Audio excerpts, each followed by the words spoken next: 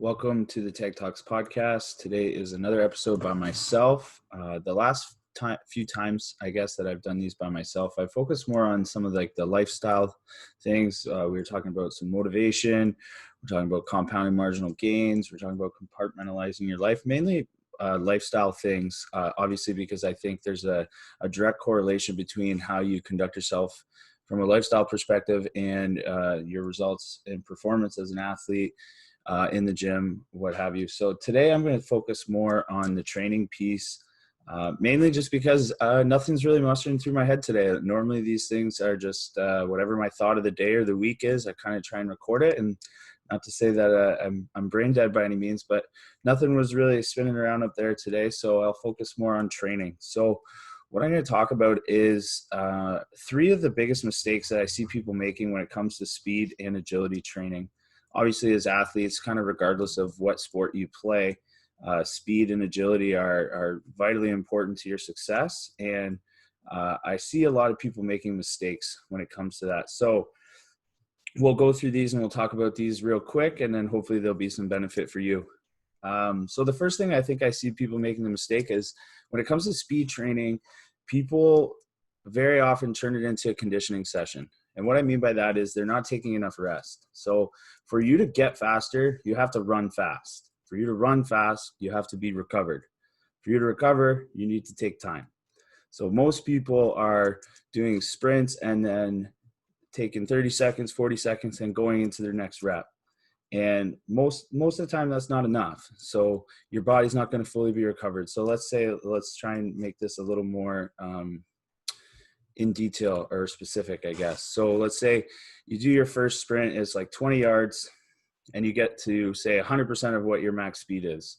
Okay, but you're not taking a full rest.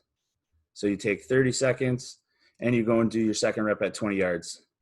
Your body didn't get to fully recover, so your second rep, maybe you only get up to 90% of your total max capacity for speed. Okay, again, you rest 30 seconds and you go and do your third rep. And now through that, your body's, again, it never fully recovered between rep 1 and rep 2. And now again, an incomplete recovery between 2 and 3. Maybe this rep, you only get up to 85% of what your max speed would be. So as you can see there, you're not training speed at that point. I'll just arbitrarily say, if you're not sprinting probably 95% or more of what your max capacity is, you're not speed training. You're not training your body to get faster because you're running so slow. So hopefully you can follow along with that. But if you're not taking full recoveries between reps, you're not going to get faster. Training at 90% or 85% or 80% of your total speed is not going to influence your speed development in any way. So as a general rule, what you should try and be doing is taking a full minute of rest for every 10 yards that you sprint.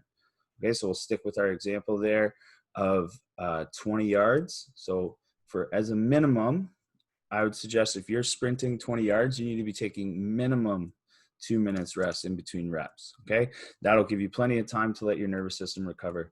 So that's the first mistake I see with people making in speed training, is they're turning it into a conditioning session and they're not taking enough rest.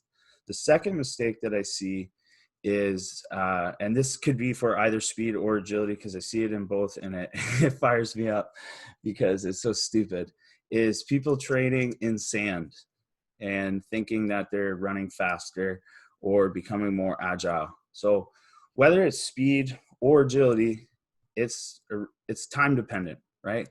You see someone who can change direction and react to things that are happening in front of them really quick, someone that you might call agile. Okay, that's happening in a very short period of time. When you see someone who can run blazingly fast, I think Usain Bolt and his world record is time-based. So he's running extremely fast, and he's putting a ton of force into the ground, and he's developing that force very quickly. When you're training in sand, you are training inefficiently. So when you're, say, running on grass, you put force into the ground, you get that, not 100%, but you get that force put into the ground, it propels you forward. Now, when you're in sand training, it's very inefficient because you're increasing ground contact time because the ground's soft. So as you put your foot into the ground, your foot starts to slide and move around. It takes you longer to develop that force. So it's inefficient. Okay, so whether you're trying to do speed training in the sand or agility training in the sand, you're actually increasing ground contact times and then dissipating force with each foot contact because there's that increase of ground contact time. So I'm trying not to get too in the weeds about it, but when you're thinking about that, like when you're training in sand, yeah, your legs are burning or whatever, and they're burning because you're training inefficiently. You're putting yourself on a surface that is not conducive to fast speeds. And that's the reason why your legs are getting burnt out, because you're turning it into, again, almost more of a conditioning session than actually training speed or agility. So sand training, it could have its purpose. You have to understand why you're doing it. And if you're training in the stand because you're trying to get faster or more agile, well, I would say you're kind of wasting your time. Again, if you think I'm stupid, you don't want to listen to me, that's perfectly fine. I'm just doing this. I'm just sharing what I know. So the final mistake that I would make, or that I see people making, is this one specifically about agility, and it's the agility ladder or the speed ladder, or whatever you want to call it. Again, it has its place, I'm sure, but you have to understand why you're doing it. So if you're thinking of agility, there's a really simple model that I've heard it described as called the OODA Loop, OODA, OODA. And that's an acronym for Observe, Orient, Decide, Act. So true agility training only happens when you are reacting to something that you see. So you are observing something, whether that's a player in front of you, whether it's a ball or something's entered your eyesight, you're observing that, you're orienting your body in space, you're making a decision for how you should change your body position or how you can navigate through space to avoid whatever that is, whether it's a player, an obstacle, what have you, and then you act. So it goes through that full loop of all 4 steps. Okay, well, now when you think of a speed ladder, agility ladder, and you think of the change of direction, there's really no observation. It's all pre-programmed, and therefore you're not really making any decisions. You're just kind of stepping through. So although it might have its place, it's more from a change of direction standpoint.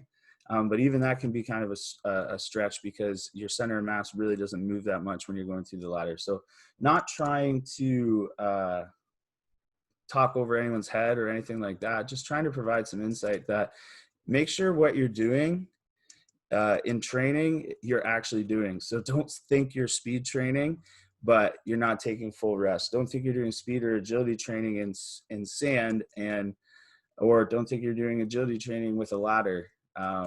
You really have to look at what you're doing and make sure that you're objectively addressing the quality or the thing that you're trying to improve. Because if not, you're going to be upset at the end of this off season when you finally return to sport and you're the same as you always were. So question yourself, question the decisions you make, look at how you're going about things, and always try and evolve. And if you have any questions, you can let me know. I don't share as much training information as I'd like, and that's just because I kind of suck at this whole social media thing, but I'm trying to get better at it. But if you have questions, you need help, let me know. Thanks for listening.